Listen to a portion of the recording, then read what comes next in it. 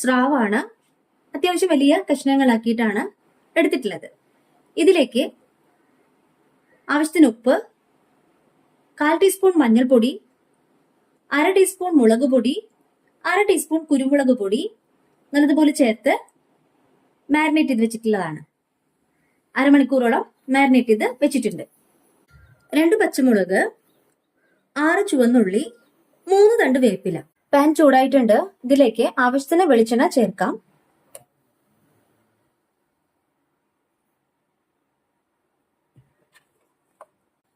ഇതിലേക്ക് വേപ്പില വെക്കാം.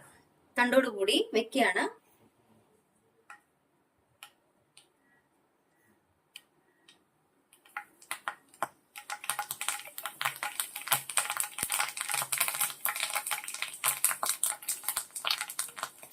ഇതോടൊപ്പം തന്നെ പച്ചമുളക് ചേർക്കാം.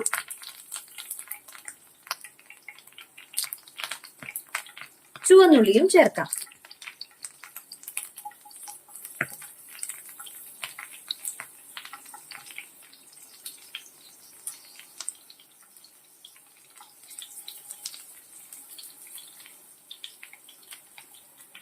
ഇതിലേക്കാണ് നമ്മൾ ഫിഷ് വെക്കുന്നത്.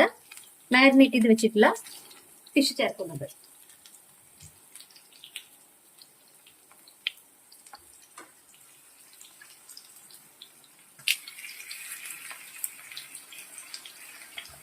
ഇതൊന്ന് മൂടി വെച്ച് വേവിക്കാം 2 മിനിറ്റ്.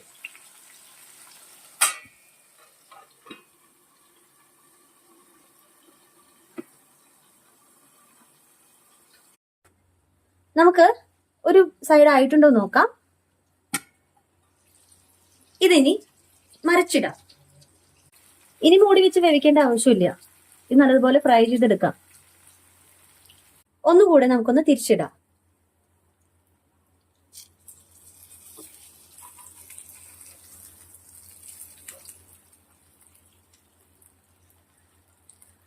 ഫിഷ് ഫ്രൈ റെഡി ആയിട്ടുണ്ട്.